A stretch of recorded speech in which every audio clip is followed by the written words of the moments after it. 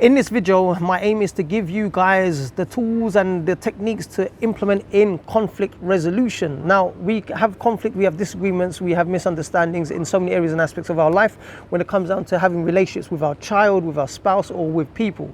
Now, I'm here to point out a few simple techniques that you can implement. And the funny thing is, you guys already know these techniques, but it's about conditioning your mind to raise awareness until it becomes second nature and you're implementing it, and it will save your relationships and it will save your peace of mind. Okay, so here goes. I'm going to go through some questions and I'm going to give you the answers rapidly, as fast as possible. Okay, why do people argue sometimes, and how can we stop it from getting worse? Well, don't add to the situation. Next question. What should I do if a friend says something mean to me? Well, it depends on what they have, what you have done, and the reason why they are saying something mean, because maybe you have offended them. So you need to look at what you're saying and how you're coming across or making them feel.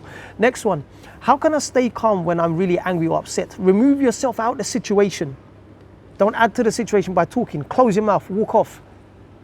Okay, next one, what is the best way to solve a problem when someone is, with someone without yelling? Don't yell, just be quiet, that's it. Be quiet and listen. There's the reason why that you have two ears. You must listen more, talk less in those types of situations. Okay, next one. If someone has taken something from me, how should I ask for it back? There's three ways. The first one is you either ask for it in a polite way. Secondly, if it's taken by force, then you need to get that thing by force. Or the third thing is to bring someone else into the equation to get that thing back. Okay, next one. What do I do if I don't agree with someone but I don't want to hurt their feelings? Then don't say the thing if you know that it's going to hurt their feelings.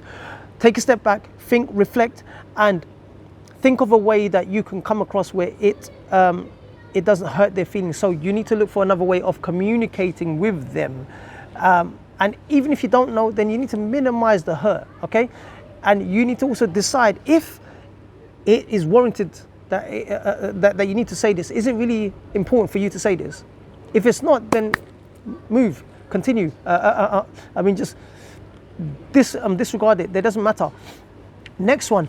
How can I help my friends if they're fighting with each other? Well, first of all, you need to understand the situation. Why are they fighting? Because the thing is this, you could be getting involved and making the situation worse. If it's a physical fight, then stop them by all means, if you can, if you're in a position to. If not, then get someone else involved. If it's just an argument and conflict, stay out of it, because the likelihood is one friend is going to come to you and another friend is going to come to you, and you're going to get emotionally caught up in the mix of things. You need to first decide, if you do choose to get involved, then you need to bear the consequences of having the headache, and then are you in a position to actually sort out yourself, because you could be adding to the situation. Next one, when is it okay to walk away from a conflict instead of trying to fix it right away? The thing is this, when it's an emotional battle, you need to walk away, because that's the wrong time to try and sort things out, because you're not going to be able to understand where each other is coming from. You're already heated up, you're in battle mode, you're in a confrontational mode. You first of all need to walk off, calm down. Both parties need to walk off and calm down, and then regroup together, and when you're in a calmer state, then talk. Yeah, so it's about just walking off. Okay, next one. How do I know when I'm being too stubborn, or when someone else is? The thing is, how do you know? It depends on what you're being stubborn about. Because if it's about principle based and you see that it's further escalating the situation, there has to be a give and take. If the ultimate goal is to reunite, is to bond together, is to gel together, then you need to ease off. You need to ease off. These are indications, because if it's making the situation worse, then you need to think twice about your approach. The next one, sorry, I've got a cat next to me that just sprung up on me. The next one is, what is the most important thing to remember when resolving a disagreement? So the most important thing is that not everyone is going to see eye to eye. Secondly, there's always different perspectives, and you have to learn to embrace and try to navigate and come together. That's it.